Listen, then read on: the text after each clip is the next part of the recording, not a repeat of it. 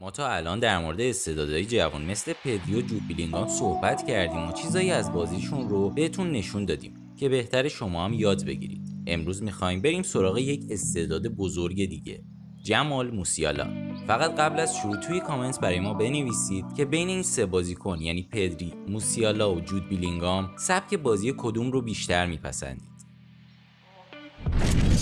موسیالا سه کار رو در زمین خیلی خوب انجام میده که شما هم به عنوان یک هافبک باید بتونید اونا رو تکرار کنید. اولین چیزی که موسیالا رو خاص کرده تواناییش در پیدا کردن فضاهای خالیه.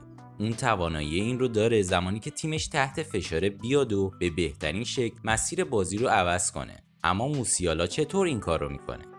حقیقتش اینه که موسیالا خیلی راحت این کار رو انجام میده. اون قبل از صاحب شدن توپ به دنبال فضاهای باز میگرده و پیش بینی میکنه توپ به کجا بره بهتره. یکی از فاکتورهای مهم برای بازی کردن در پست هافبک اینه که قدرت تجزیه و تحلیل خوبی داشته باشید. پس به این مورد دقت کنید. موسیالا تاچ اولیه خوب و با کیفیتی هم داره که این قابلیت با تمرین به دست میاد. در اینجا دقت کنید که چه جوری با ضربه زدن به توپ از مدافع رد میشه و خودش رو در فضای خالی قرار میده، یا اینجا که میدونه اگه توپ رو نگه داره تحت فشار قرار میگیره، پس فقط با یک پاس توپ رو میبره به فضای خالی.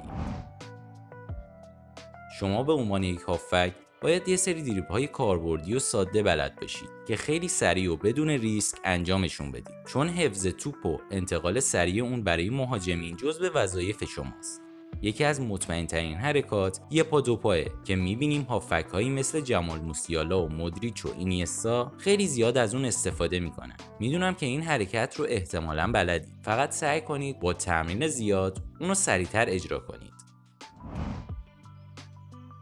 شما به عنوان یک هافبک باید با تیمتون همکاری کنید. موسیالا بسیار بازیکن خوش تکنیکی و میتونه خیلی راحت مدافعین رو از پیش رو برداره، ولی بیشتر اینکه دریبل بزنه ترجیح میده که پاس بده و یه جوری با همتیمیاش لینک بشه. موسیالا چند راه خاص برای برقراری ارتباط با همتیمیای خودش داره. اولین راه 1 و 2 که وقتی موسیالا پشتش به دروازه حریفه به بازیکنی که بغلش ایستاده پاس میده و خیلی سریع میچرخه و به سمت جلو حرکت میکنه. این روش مطمئن‌ترین راه برای فریب یک بازیکنه.